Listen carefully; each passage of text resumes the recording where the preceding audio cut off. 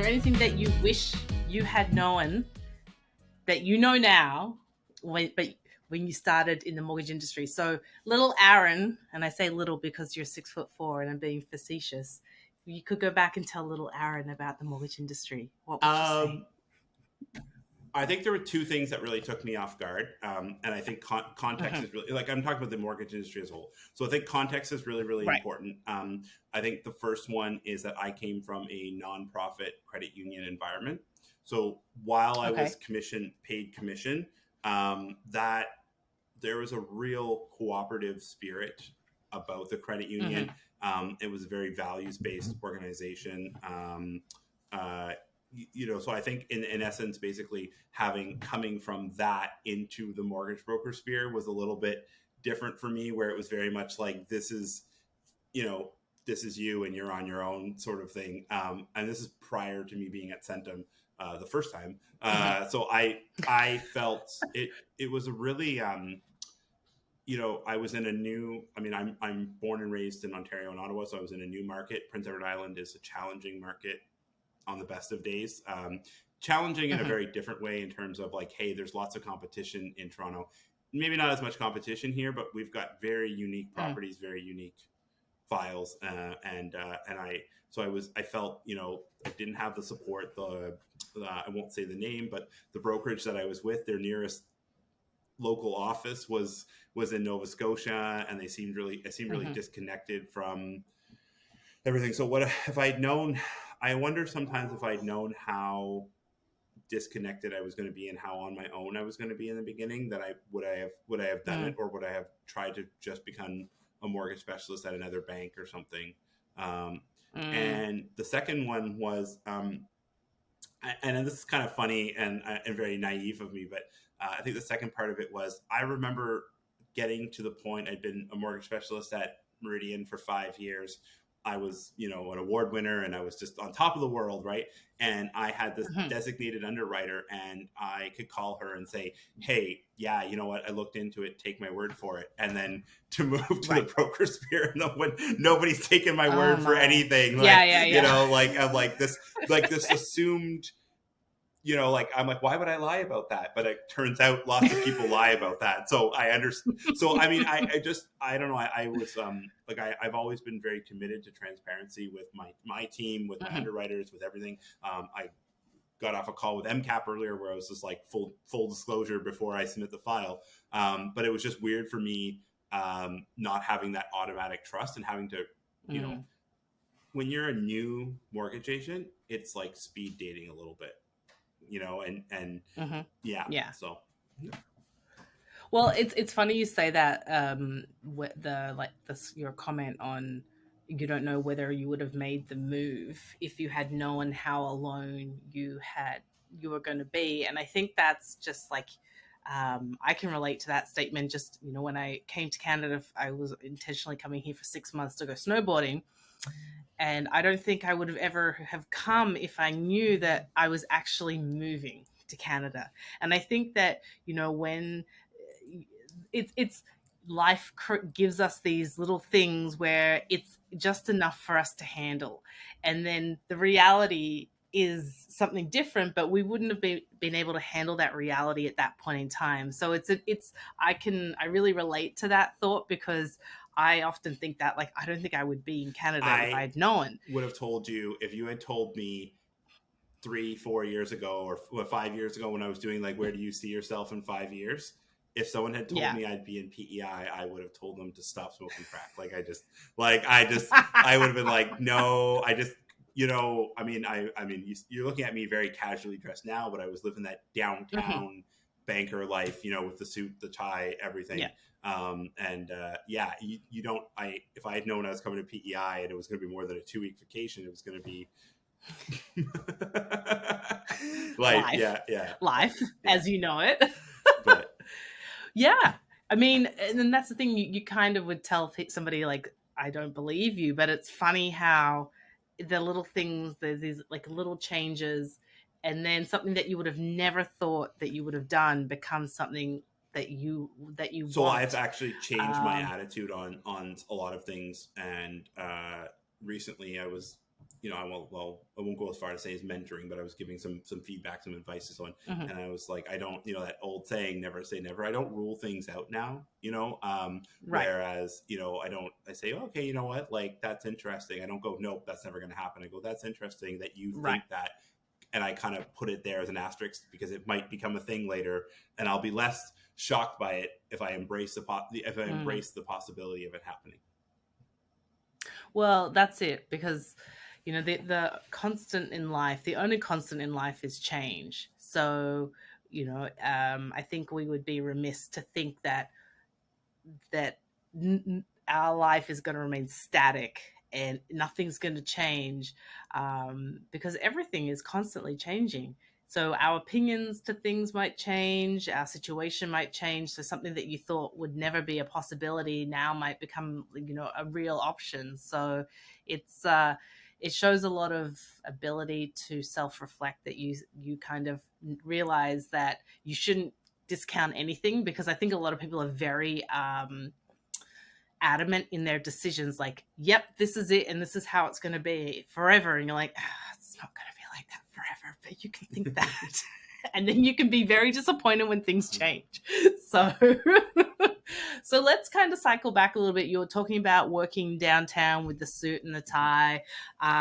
What, like, tell me your, I like to call it mortgage origin story, because it kind of paints a picture that we are superheroes. And I like to think that we are a little bit of mortgage superheroes for Yeah. our clients. So walk me through So that. I worked I worked for Meridian Credit Union, and I was working, just living my best life. I worked at a Bank Street branch downtown. It was just an amazing branch to be a part of, and I had a great manager, great team. But it was very, I was in like a typical advisor. It was kind of a high, because again, credit union's a little bit weird. It was kind of like a 3-in-1 job: teller, advisor, kind of admin Mm-hmm. for the branch. It was kind of all mixed in together. And Right. because we were a small team there, and Meridian at the time only had the one branch in Ottawa, so they were trying to build their footprint. They were forever like, we need someone to go to this event, we need someone to go to that event, we need someone to, Mm-hmm. do. They used to do this thing at Meridian where they would do like, they would send me and the wealth planner out um, to like a coffee shop, and we would like pay for everyone's coffee and hand out business cards to be like, we exist, we're here, Yeah. we're now in Ottawa. And Yeah. We're in the community and we're giving and away coffee. our branch manager, like, he was such a hard worker, but he was just like done. Like, you could just see that he was doing like 3 events a week because we had no other branches or no Mm. one else did. And it's a city of Ottawa, 1.4 million people. Like, there's constant, Mm-hmm. thing. And so Yeah. he basically, I started becoming like the social committee. I was like, Mm. hey, do you want to leave work 2 hours early and go to this, this ball tonight, or this auction, or this charity event? And I was like, yeah, yeah, I do. I'm like, Yeah. Yeah. yeah, Mhm. I'm getting yes, paid. yeah, Yes, I'm right. there. So yeah, and it just became really clear to my, my really awesome manager, Eric. I think it just became really clear to him that I was an extrovert and I needed to be, um, almost like public relations a little bit, almost like, like Hmm. almost like and for us elder millennials, an influencer before influencing. A Yeah, figurehead. exactly. And but I mean, there wasn't really a role for that at a retail branch, and Mm. so they were like, Right. listen, why don't you consider doing the mobile mortgage specialist role? We don't have a mobile mortgage specialist up in Ottawa, Hmm. and you could combine these activities you're doing with also promoting yourself, and be paid commission. So if you go to 3 events a week and you pick up 3 files, and you'll get paid for them, sort of thing. And it just Right. kind of it just blew up from there. And I yeah and Yeah. I did quite often work for, even though I was the mobile mortgage specialist, I still worked at the branch quite a bit, and I still Hmm. was pretty much still very part of the Meridian family. But Hmm. the lifestyle just got totally different, where I was a free bird, and I loved the word mobile. I love the ability to work where I Mm. needed to work from, be wherever I wanted to be, and to be in charge of what my day looked like every morning. So Nice. And so then from Meridian, what was the next step? Um, I had moved very briefly to Duca, which is a credit union. Mm-hmm. Mm-hmm. I think the world of Duca, but they were a lot smaller than Meridian, and again, they didn't have branches in Ottawa. And Mm. yeah, I don't know. Maybe one of those big life choices that I might regret a little bit was leaving Meridian, but they yeah, I just started questioning where I wanted to be with my career and stuff. And Mm-hmm. while I was doing my soul searching, I took vacation to PEI, and here I am. So, so I think, In comedy, they call that a callback. yeah, I think I think in with Meridian, I'd gone through this like labor of love where I'd helped them open 3 branches. I Right. built my business network and everything else. And if you're a new agent or a younger agent and everything out there, by all means, I think having some loyalty to your brokerage and having some loyalty to your team is important. But don't forget to build your own name as well, because yeah, Yeah. that would Well, it's just like whenever I speak with someone, I always ask the question now: do you have your own domain name? Have you purchased that, or have you purchased a domain name that somebody else can't go and purchase off you or from you or like underneath you? And do you have your own email addresses, like Zoe at Zoe Gridnoff Mortgage kind of thing? Because those are the two. Because to your point, like branding yourself is so important because brokerages will come and go, but your name and those things will always stay. So it's for that continuity of the yeah. business. It's I'll super have to important. add maybe a little bit low. I think it's going to tie into some of the things we might talk to in a little bit. But I have to say I went a little bit full Mm. circle on that, not to take away from that because I agree completely. But I think I found the happy medium a little bit. But we'll get into that, Mm-hmm. that's I think finding the happy medium is a little bit why I came back to Centum. So yeah, Okay. yep. Okay. All right. So okay. So then we'll put a pin in that. So Duca, and then I where? tried to get set up with a couple brokerages here, like as just an agent on Mm-hmm. my own, piggybacking on an insurance company. Didn't get the support I wanted, and can't make this up Hollywood movie style. So I was very and the PEI market was really frustrating the first 4 months I was here. Like it took me 2 months to realize that people weren't going to answer my phone unless I had the 902 PEI area code. So there was two Oh, months right. of networking lost because I didn't have a phone Right. number, right? So I was learning how important that local phone number was here versus other markets, right? Right. And I remember being really frustrated, not understanding how I could be such a superstar in Ottawa and just fail Mm. so dismally here. Like I was like, maybe I wasn't as good as I thought I was. And, the whole thing was very humbling experience. And I Yeah. went to McDonald's and I was just, you know, down. And I looked up and there Mm. was Kim Redden, the owner of Centum Mortgage Partners here in Charlottetown, on a bus ad. And I was like, oh, I bet you're laughing, you minx. And I threw my burger and I was like, that's it. And the next morning I woke up and I realized I'm like, you have an opportunity. And I went back to the bus stop and I actually got Kim's phone number off that bus ad. And I basically called her and said, listen, I'm a mortgage agent. I'm with another brokerage. And, I just, I don't know what I'm doing wrong and I need help. And Mm. that started Mm. my almost 2 years with Kim at Centum Mortgage Partners in Charlottetown. So That's it says a lot about you to be able to realize there's something you're doing that's getting in your way, because I think not everybody has that ability to self-reflect. So where, like, what would you, like, where do you account that ability to self-reflect? Like, where do you get that from?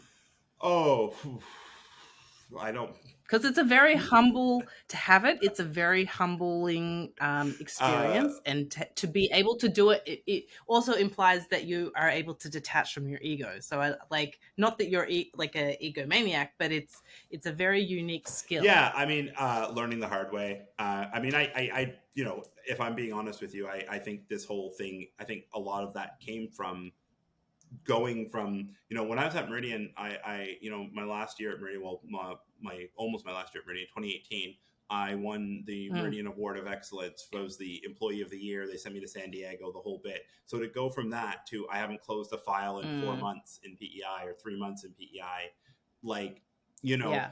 I knew, I knew that, if others had been successful like Kim, that there was some Hmm. learning for me to do, right? That, and that the Hmm. methods and the things, I think, we do a lot of talks at Centum, which we'll highlight, I guess, in a bit, but we do a lot of talks on Centum about different things, about like broker efficiencies and everything else. And I always said my TED talk that I would love to do for our team is the importance of understanding regionalism in your culture, like understanding the culture of your market. And I think a lot of our team are in Ontario that's very homogenous across the board. But those of Mm. us in other markets, like Quebec and PEI and Newfoundland, understand how different the culture can be from one spot to the other. So, um, yeah, I think going. It's fun. Sorry, go ahead. So I was going to say, it's funny you say that because that was from when I was listening to your story. All I could think is that I bet that wasn't your perception going into PEI. I bet you thought this is going to be an easy market to crack. What, like, I know everything. And then you have that humbling experience when yeah, and you realize that the locals don't want to talk to you if you're not calling from the correct area code. And the things that were important in Ottawa aren't important in PEI, and that realization, and it is so integral to know your market and know what is the like what's going to get you in the door, because what gets you in the door in one market won't get you in the door in the other, and that's the keys to the kingdom, Yeah, and right? and I think,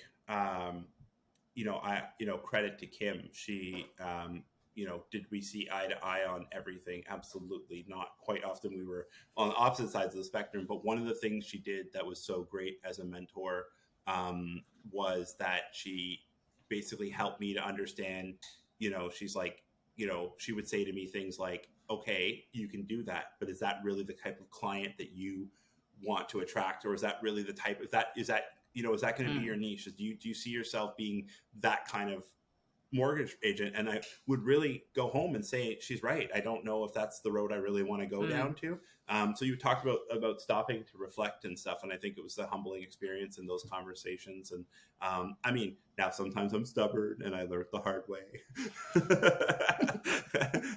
but you still learn. That's the Yeah, thing, right? So don't disparage yourself because you're taking away these learning opportunities, and you're actually taking away the lesson. Whereas I think, I see people constantly doing the same thing, and it's not working, but they're so scared, they're paralyzed, they don't want to change, they don't want to make any changes, but yeah. they keep doing what they're doing, but they know that that's not the right thing at the same time. So it's humbling, and but it's also, again, the ability to do it is a unique And there was a skill. light bulb moment with moving to PEI and with being a mortgage broker. There was both a light bulb moment where I was like, hey, when I moved to Ireland at one point in my life, and I realized I'd been there for 2-3 months, and I didn't really know anything about Irish culture because I'd been a workaholic, right? Mm, And that light bulb moment went hmm. off with me with PEI, where I was like, hey, you know what?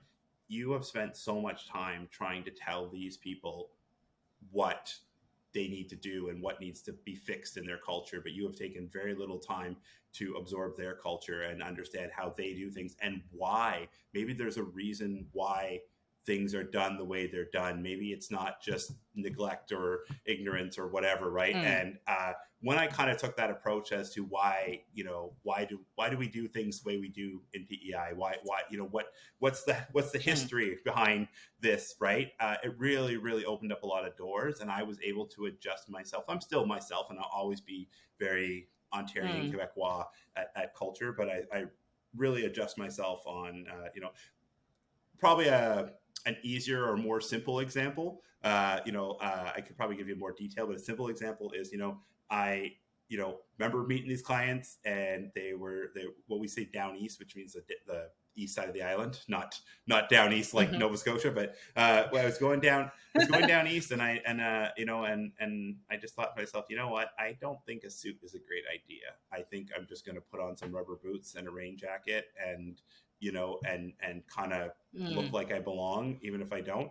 And right. Mm, they said to me, "Oh, we thought we were going to get another guy in the suit," and I thought, "Oh," like they called me out on it and said, "We thought we were going to get another guy in the suit," and there was that instant connection and trust, and it was like mm, it's the first mm, time in my life where the rubber boots were more important than the tie, and stuff. So I think mm. that that really helped with everything else. After then, it was just it just came. So yeah. Yeah. Well, it's knowing your audience, right? Knowing what's important to them and knowing how to relate to them is so integral to be able to succeed, especially because the markets are so different from like PEI to Ottawa. Are such a stark contrast because in Ottawa it is a very heavy government city, so the expectation would be suit.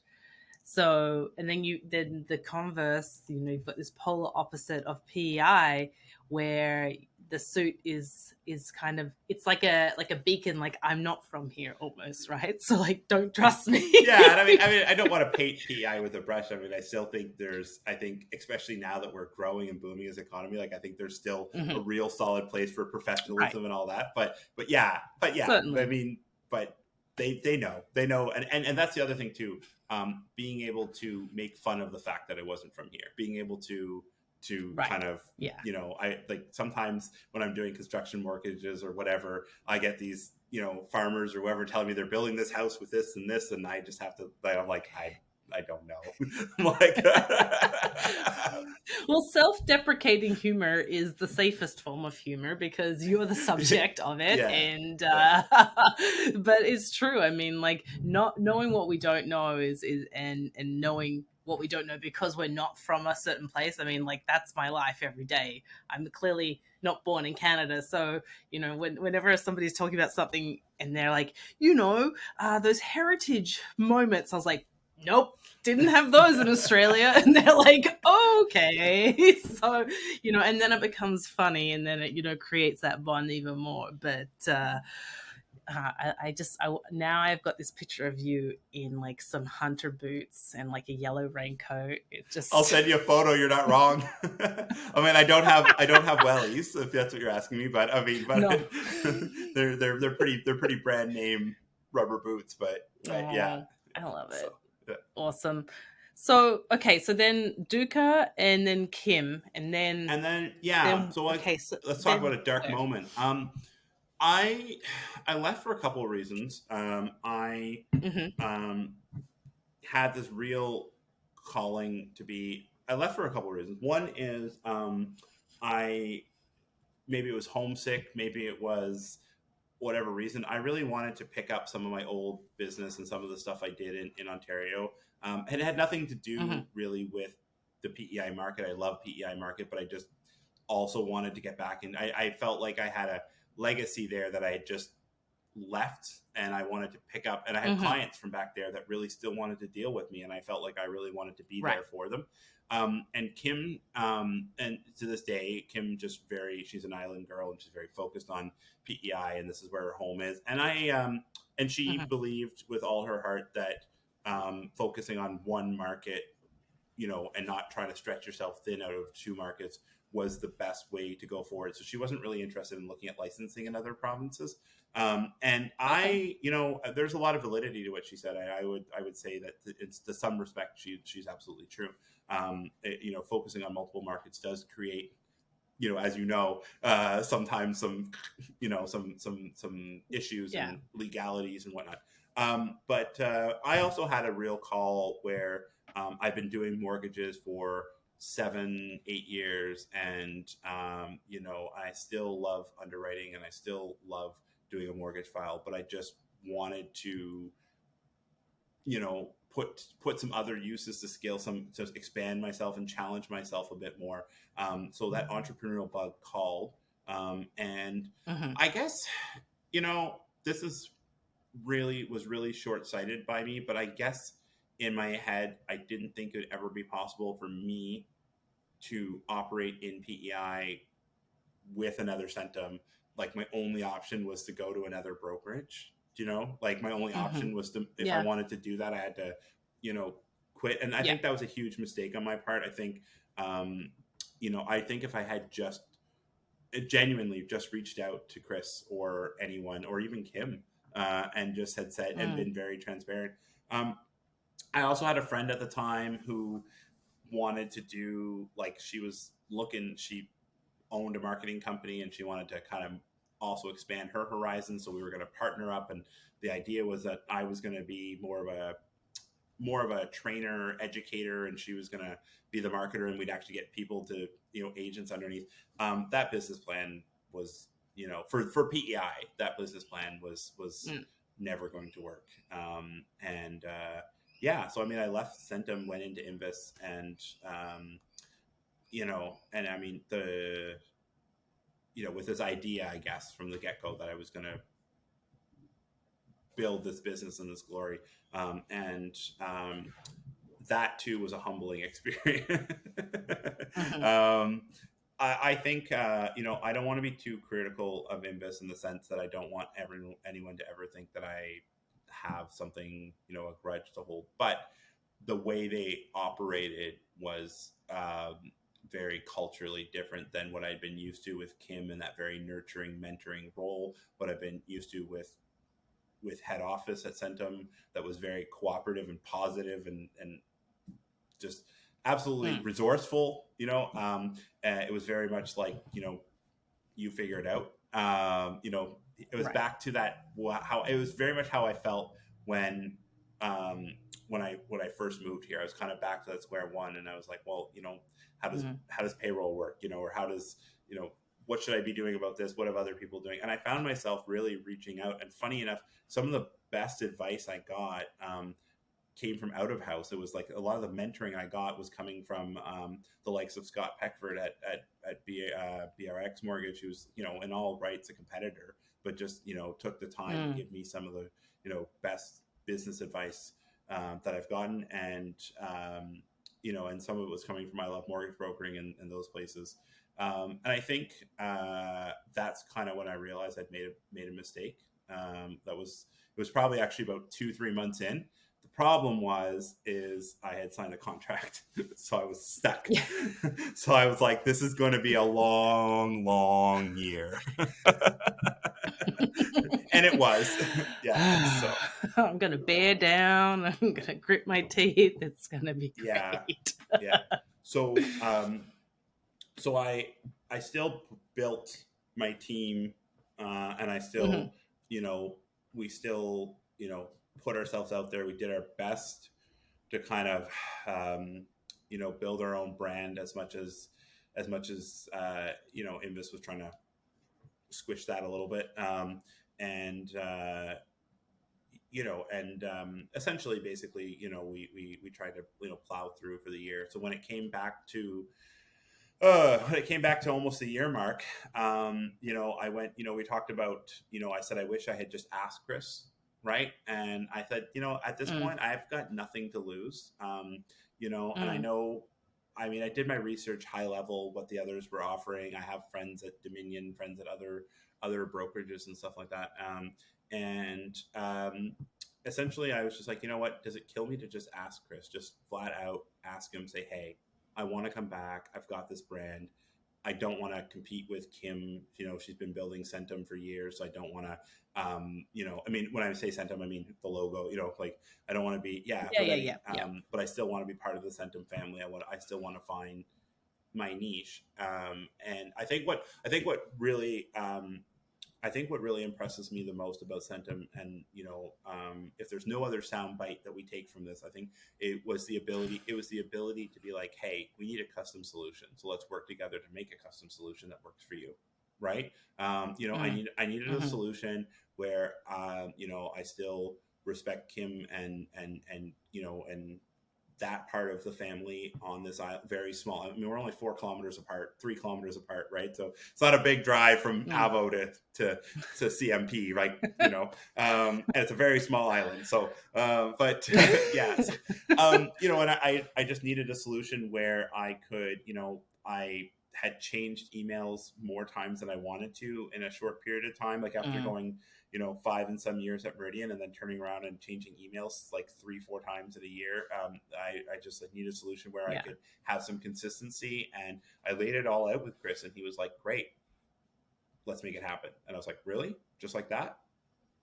Like, okay, I'm game. And did I Mm. get everything I wanted? Mostly, but actually mostly. But I mean, there. I know. I was like, "Where are you going to go with this one?" No, 'Cause- I just don't think anyone should. I don't think anyone should. I think that at the end of the day, there's legal, legal things and jurisdiction things, and right. Yeah. um, Yes. and everything. So I just think we had. I mean, it wasn't so much that Centum said no; it's just as it was. Some things were hiccups. You know what I mean? So yeah, Yes. There are legalities getting in the way of the perfect vision, but it's not that we. It's just that now it's just a time play that until we get to that perfect yeah. vision. So, So but yeah, it's So sorry. what I will say too about that too is that after that call with Chris, I mean, he gave me a very good deal. I'm very happy with it, but I really am. I'm genuinely very, very happy with the deal I made. But I have to say, after that call with Chris, I got reminded on how important the culture was back at Meridian, and how the credit union Mm, environment, that cooperative atmosphere, it all just kind of came back to me a little bit.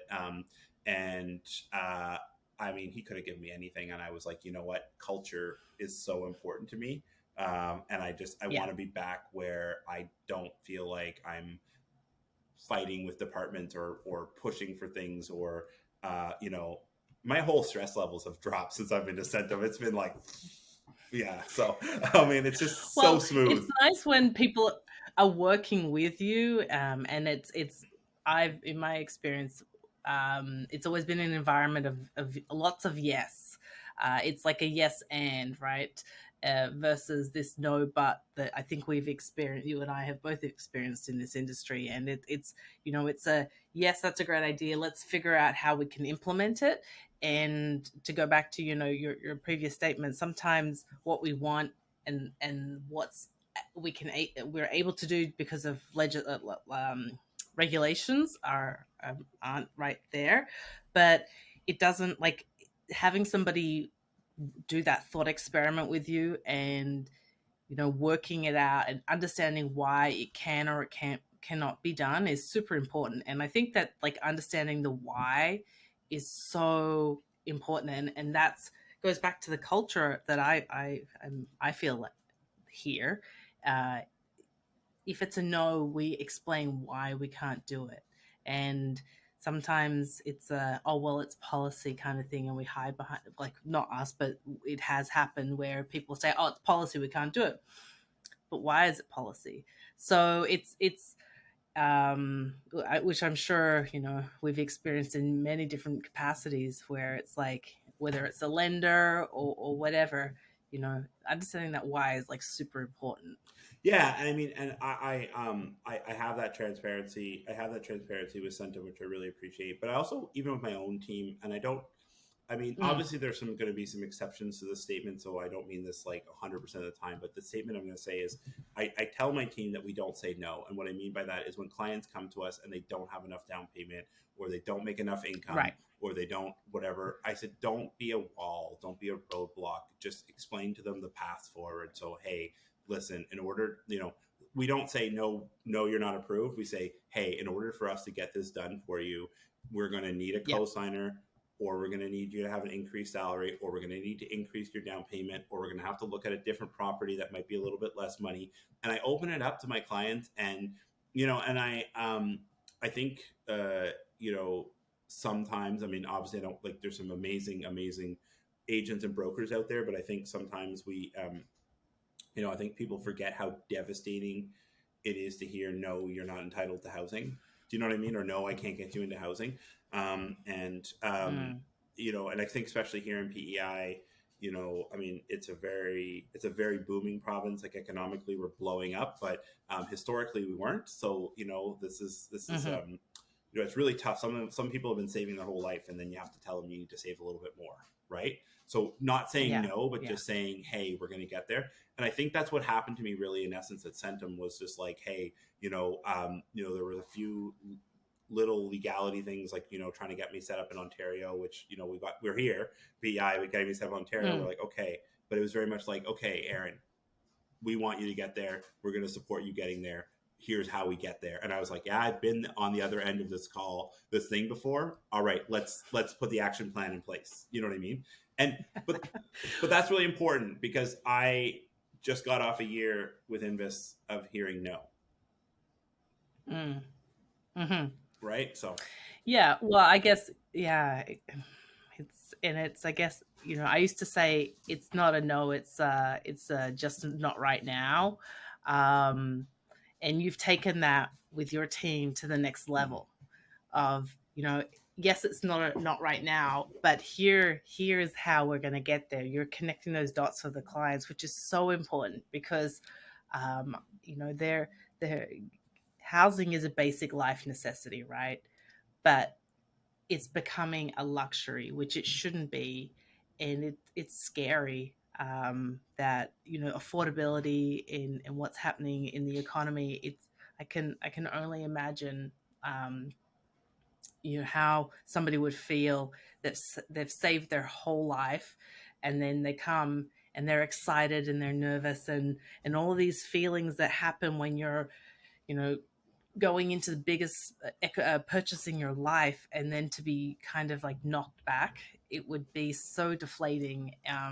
So it's really great to hear that you're taking that and showing them that, that what they've done is good, and they're still on the right path, but they're maybe just like one or two steps away, and you're going to take their hand and get them there. And I think that unless somebody who hasn't gone through the experiences you have may not be able to have that empathetic connection to the client. And I'm sure your clients are like repeat now, and then you get the referrals Yeah, because we do you a have lot that of the we empathy. do a lot of repeat business from that. I have to say, some of it's product of credit union environment, because they weren't clients; they were members of the credit union, Right. and Yeah.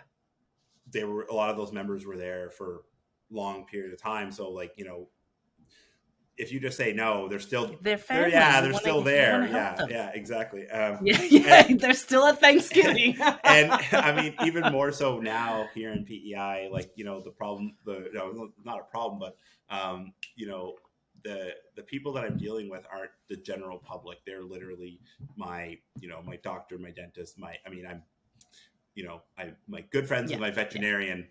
When I assisted him with his file, right? Like, these people are real people that I see every day out there. I mean, it's definitely growing, like I said, but it's not so big that these people don't, like, they're my neighbors. They directly impact my life, right? So I think Yeah. those two things is what's changed our model. And it's funny, not to pick on my old province, Ontario, but I've had Ontario clients say to me that they feel like their whole experience is really different when they're dealing with us here in the Maritimes as their brokerage, than when they're dealing, like, they feel.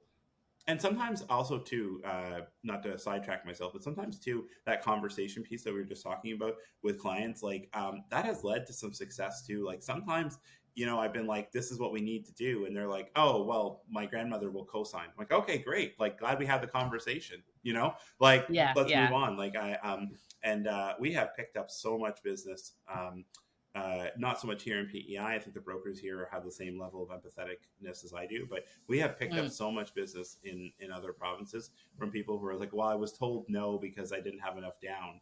And I was like, okay, well, how much more do you need? 2,000? Let's make it happen. Like, yeah. Yeah. So Yeah. Yeah. Yeah. Just like, so the no's are very myopic, right? The person didn't even bother. It sounds like they didn't even bother to kind of like stop, reassess the situation, and ask some questions. But I think that's also a product of the year that we were coming out of in 2021, when the deals were just like crazy, and people didn't have that ability to kind of, um, give the same level of focus that traditionally, we have been able to do. So, I mean, what is it like, that's still a benefit to you because somebody had an experience that they didn't feel great about, and you were to benefit from that, and then you still were able to get them into a house, which is so like it's a happy story for everybody.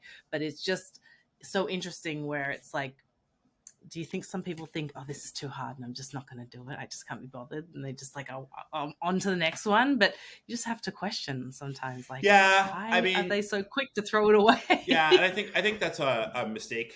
Like, I mean, I don't think that you necessarily need to have a business or banking background to be in this industry. So I think, you know, I don't want to Right. ever tell anyone that I'm putting a barrier up. I mean, my own team come from a very diverse background career wise, and Mm-hmm. have really been able to tie in their old careers and make the most of it.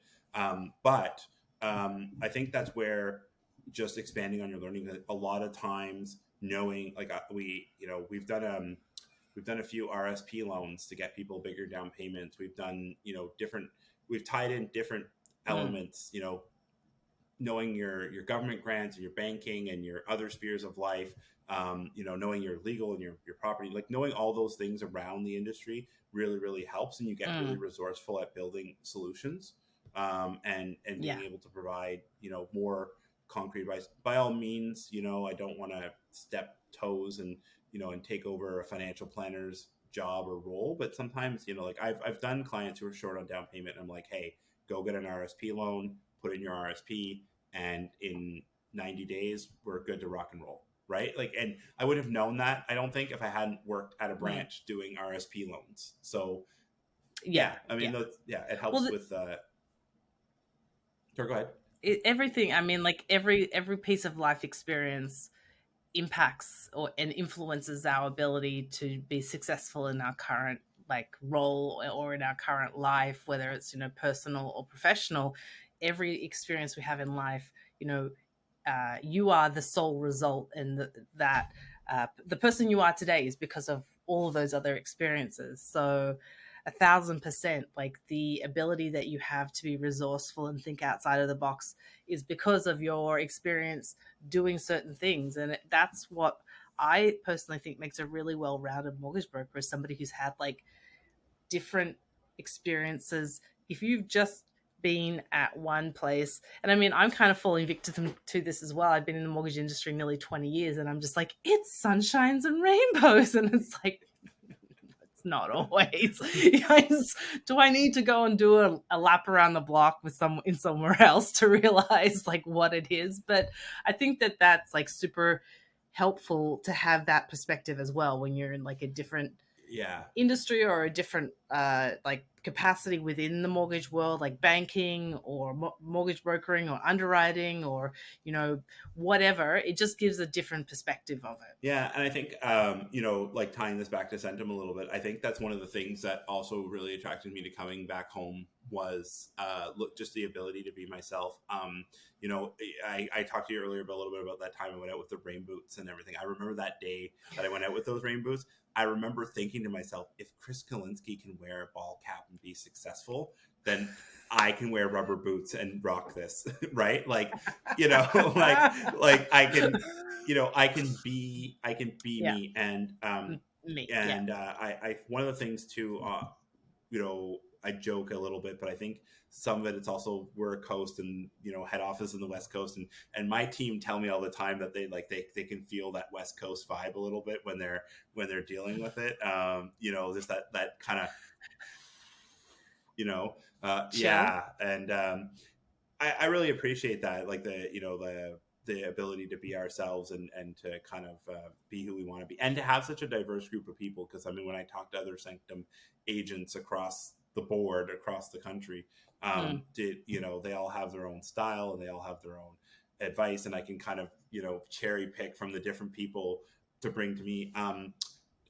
Jason at Centum Boulevard in Montreal, you know, uh, wildly different from me and Chris, but just, you know, man, like, this man would call me, and in 5 minutes I'd be like, "Can you slow down? I need to write this all down." Like, I'm like, this is all really, really great, you know, and having Yeah. Yeah. that perspective on things as well, and Mm. you know, and I didn't, like, again, I don't know that I really talked to any other brokers or agents when I was at Invis or Mm. Dominion beyond, my principal broker, basically, right? Like, Right, right. so that, like, and I know we say it a lot, and I think sometimes if you're on the outside looking in, it sounds like a cliche, but that sense of family, and it's not, it's real. It does exist Yeah, here. Like, I don't, and I can pick up the phone and call someone like Jason in Montreal, and and say, listen, I'm part of the Centum family, here's my stick, can you help me out? yeah, And man, oh man, it was just like, no question, like, of course, done, what do you need? yeah, Like, yeah. yeah, So, and I also, when I look to the future of my career, I mean, I plan on owning and running Avo for a very, very long time. But when I look at the future of my career and stuff, and and if it were, I don't want to rule anything out. You never know where you're going to be anymore. I think that I think that I would love the opportunity to give back to other people within the Centum family, new brokers, new brokerages, new agents, and be able to have that same family relationship with them. And I think knowing that I'll yeah. be able to have that in the future makes me very happy and comfortable with where I am. Awesome. Well, I mean, I'd love to have you on one of our sessions. I just had one with Chris Kalinsky, and he talked about how he became, more efficient and the benefits, the positive impacts that has had on his life. So I would love to have you, like, for us to sit down and we can talk about, how important knowing your region is, and then, any sort of other giving back that you want to do. We can definitely put that out there. I mean, um, I don't know if this exists, but is there like a how does one go about finding a mentor? And I'm not asking for you to be my mentor. It was more just like, is there ever, like, how does somebody indicate that is there like a mentor dating site? Like, how, because Oh, if you're weird. wanting to Yeah. give back in like, how do these people get matched up when you're looking for a mentor? And then it's like, how, if you decide that you need one, then how do you approach that person?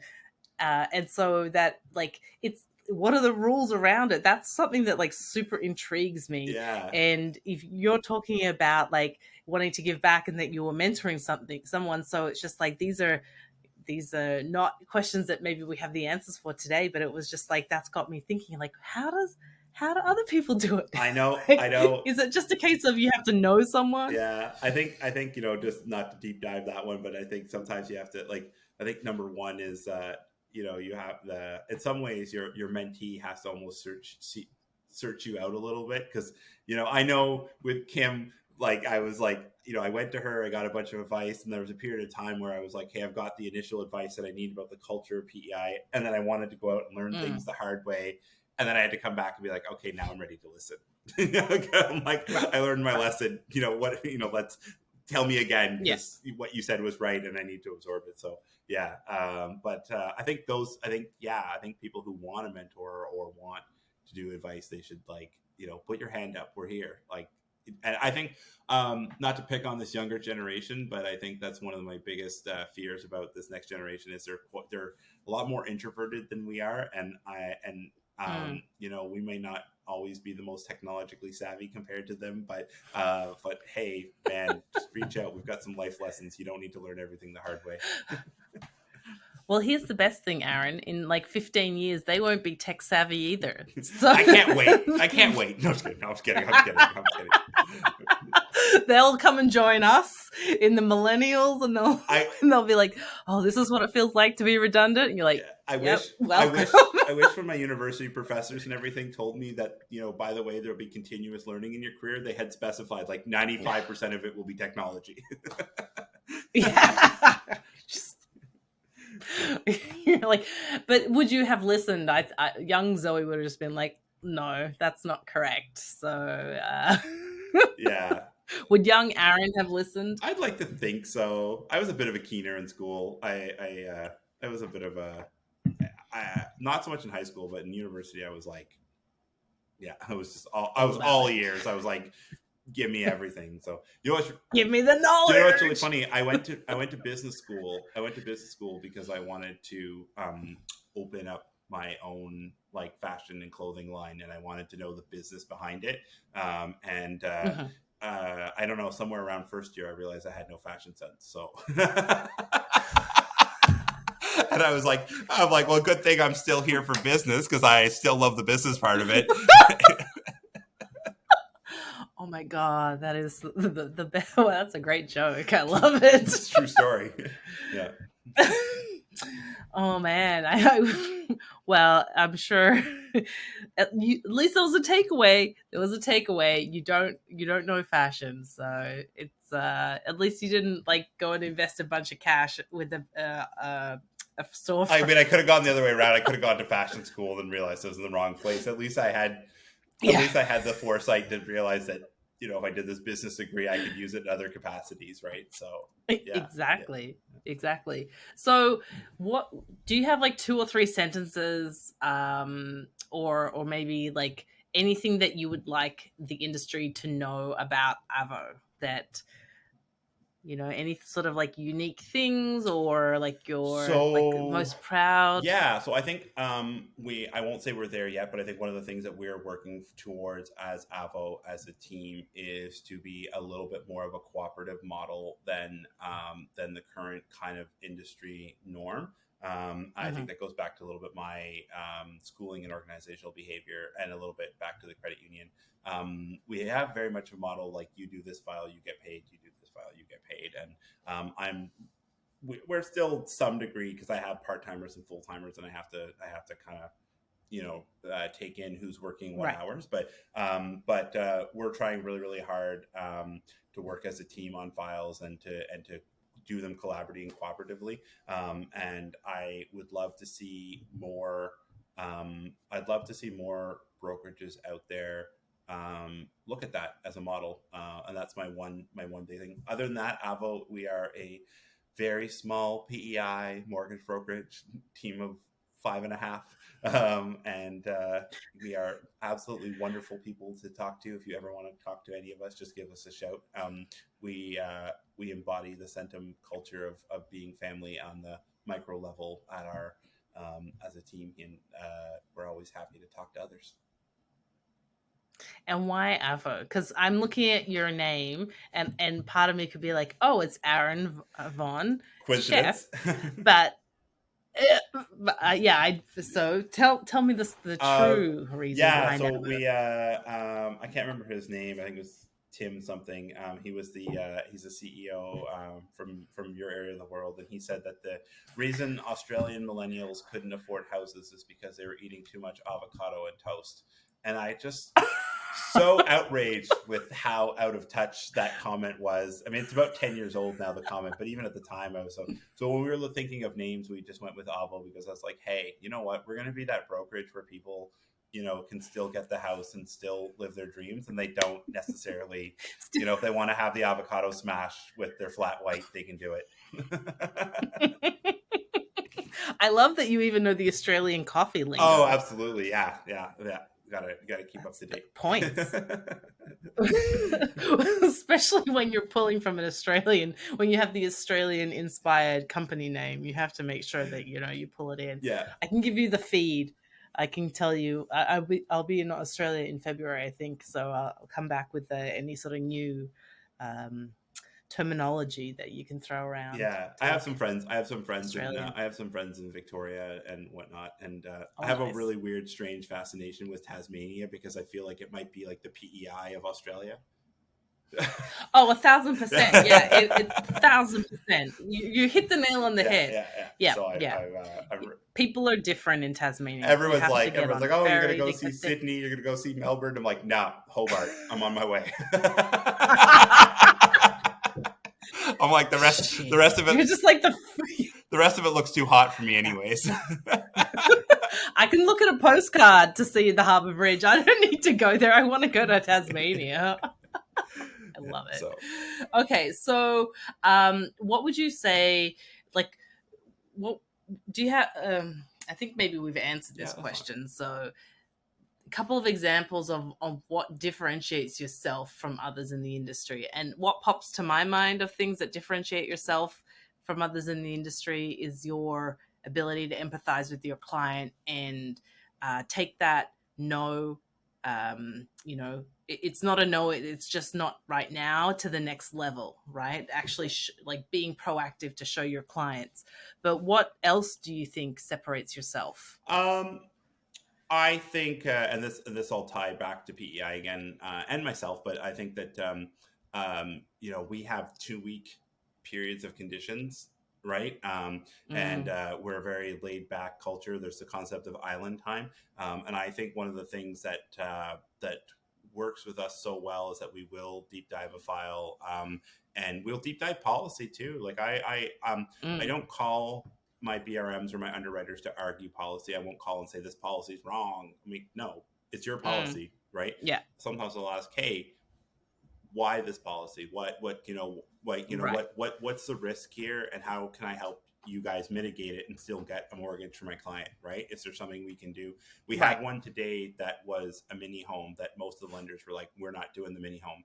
And then I was like, hey, if I can Oh, get a home inspection that shows that this mini home is actually on a concrete foundation and isn't going anywhere, would you do it? And I had three of them go, yeah, we would.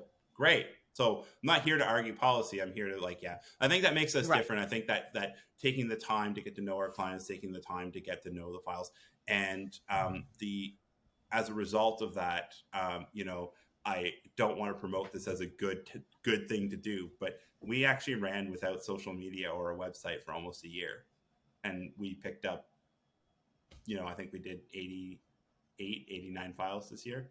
So with no Yeah, website. So that's how much word of mouth is important. It's just a really underrated, and no social media either. That's a very underrated a mm. thing. And so if you make those connections with your clients, they will make connections for you. Well, especially I'm given what you're telling me about PEI, I feel like um, that for people in PEI, the word of mouth is the most important thing, arguably, because you know somebody who's done a mortgage with you will be able to say, go to Aaron. He like totally gets it. Whereas you're that known entity now. Yeah. Whereas social media, sometimes you're like, for me at least, I'm like, why am I seeing this ad? Where are these people located? Are they even in Canada?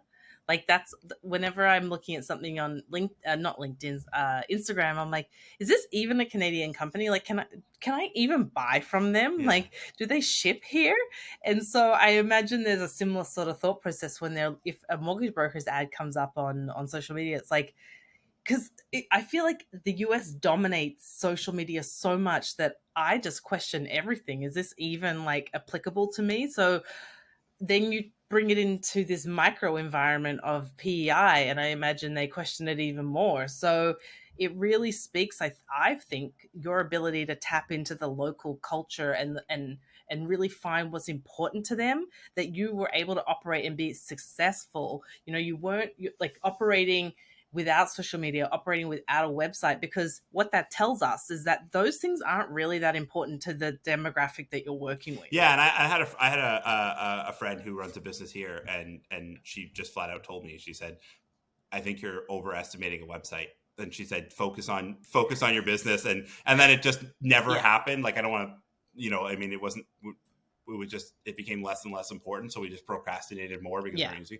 I think though too, like you know, one thing I have to say, that I, as a broker, one of the greatest things I could ever hear and makes me almost kind of like tear up every time is when a client calls me and they don't say, hey, you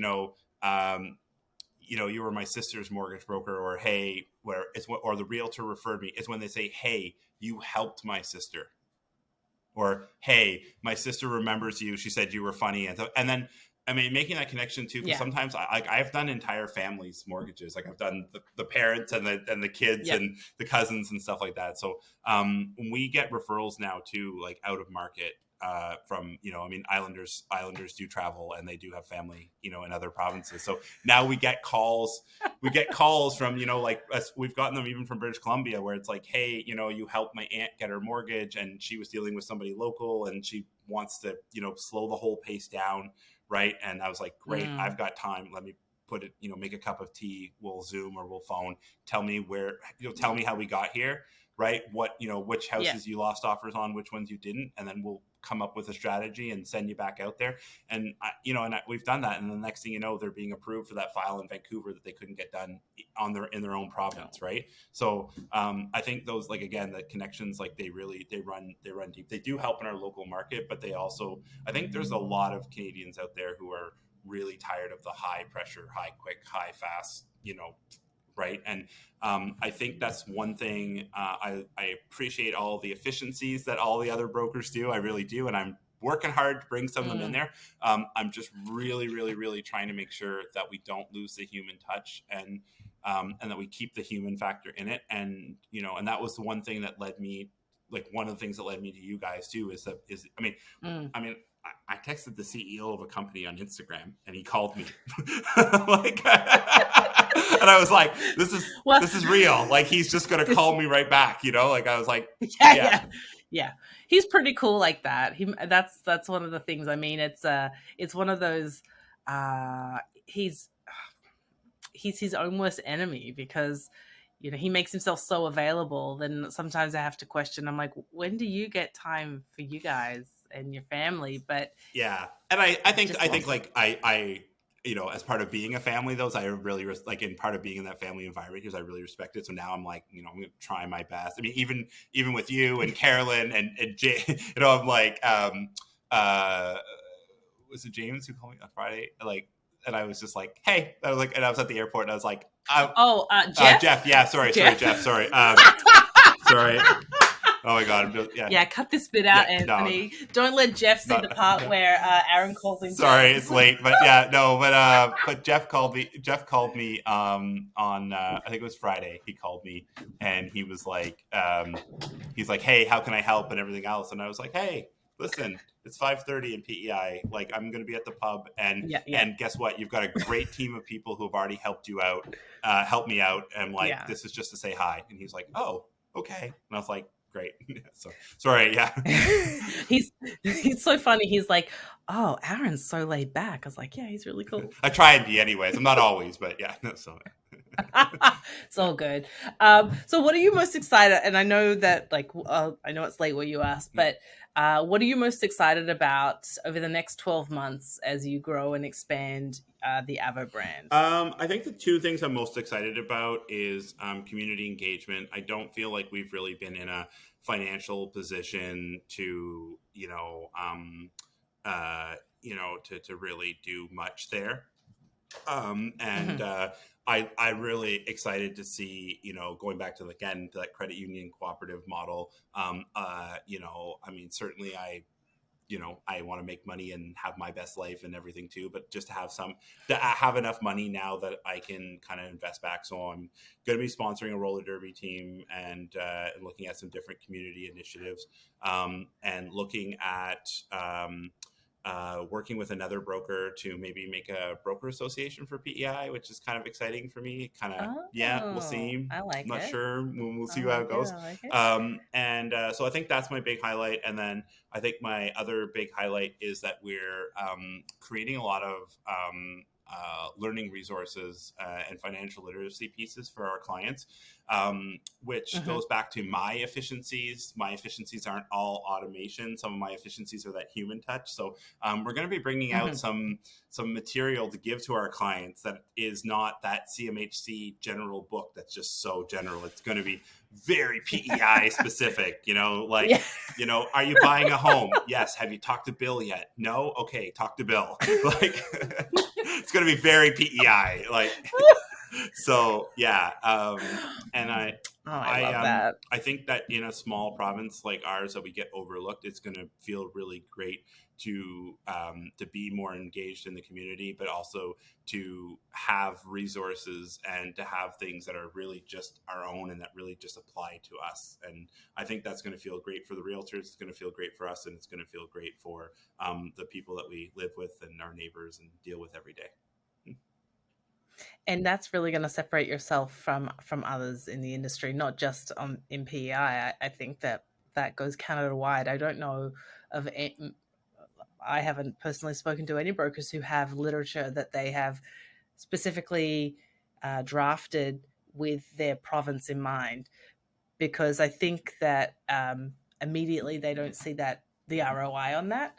But if we go back to what we were saying at the beginning, where you realize how important it is to speak like the local language and know what's important, I think that it's just, and another one of those keys to the castle, right? Because imagine how that person would feel, and I'm sure you've already done this thought experiment where they go in and they have these expectations, right? It's like the first time you go to therapy, you think you're just going to be told that you're an idiot and you need to just get over it, right? So the first time you go to the mortgage broker, you think it's going to be like the bank, and it's a completely different experience, and you have literature created that's specifically for that person in PEI.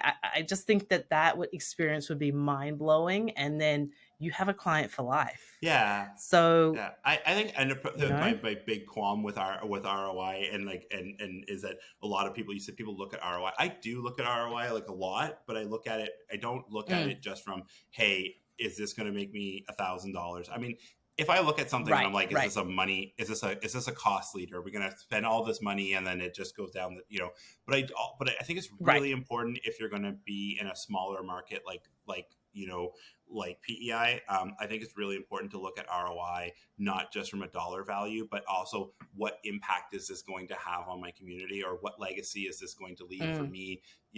I mean, no one's going to erect a statue for me if I'm a millionaire, but they will erect a statue for me if I improve financial literacy in the province of PEI. So, right. And that's not my goal here, but that's the reality of it. Right. And I think if I wanted to be the richest, I think if I wanted to be the richest, wealthiest, both files per year Yeah, mortgage broker, PEI would not have been the market to do it.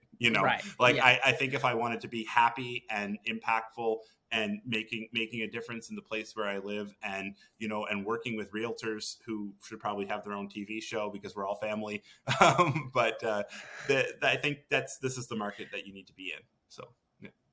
yeah. Well, and this is the thing, right? You've made that decision. You're balancing your ability to be happy every day, and you're weighing it with like, okay, so there's a cost to everything. I think it's Simon Sinek was saying that there's a cost to everything. So if you're successful, there's a cost. That cost might be time with your family. So you're figured out your cost analysis, and you figured out where that balance is, and you're happy at that cost, Yeah. right? Like the cost of you doing business every day, that you're happy with that, and that's really unique. And I don't know if everybody gets Do you know who there. taught me that Like, actually? I don't Do know you know who taught me that? Was actually Dustin Woodhouse. who.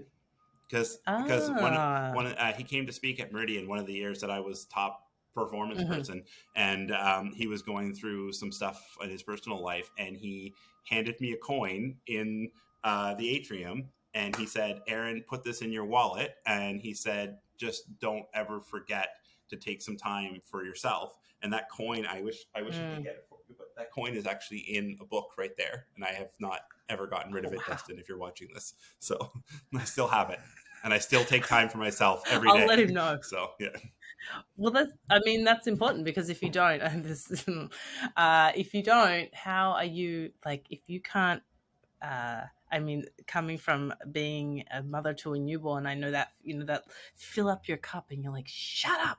So, but it's true. You can't give anything if you're like, you can't pour from empty. And I didn't get it for the longest time. And then I was like, oh, I'm fucking burnt out and I want to like die. And I was like, oh, this is empty. This is what they're saying. You need to fill up your cup. And you're like, I get it. So the fact that you have this like tangible thing that you can look at, and you go back to that point, and it's that reminder is really, really huge.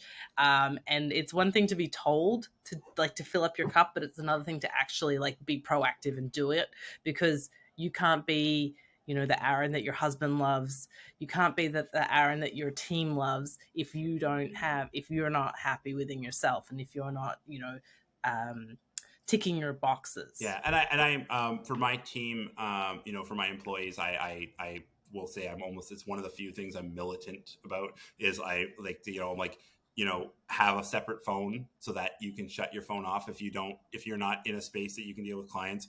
I tell them we use Slack instead of email or text messages, because I'm like, if it's on Slack and you're on Slack and I'm on Slack, then we're working. But if I see you're signed off Slack, then I know that you're done for the day. And I'm like, and I don't, like I said, like, the great thing about a market like PEI, we did kind of lose our condition on finance periods when we were going into multiple offers like everyone else, but they're back now. The good thing about PEI is like you have 2 weeks to map out when you're going to get that file done and how you're going to get it approved. So, if you've got 2 weeks to map out between now and that condition on financing period, don't cancel your dinner plans. You don't have an excuse not to go to the gym.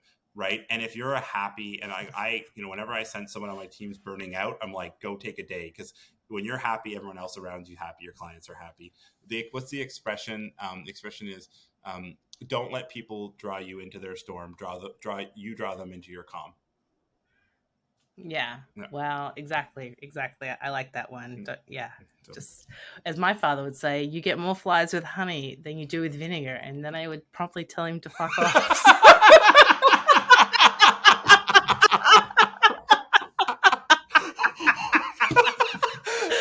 Poor father. Oh, that's awesome. Yeah. No, I was an adult at that point, I think, and I was just like, I don't need to hear this from you. Well, I live by myself. The one that Kim and the Islanders always taught me was don't burn bridges. And yes, I just wow, that one resonates to me so much now in a small community. I'm out there repairing bridges. No, I'm just kidding.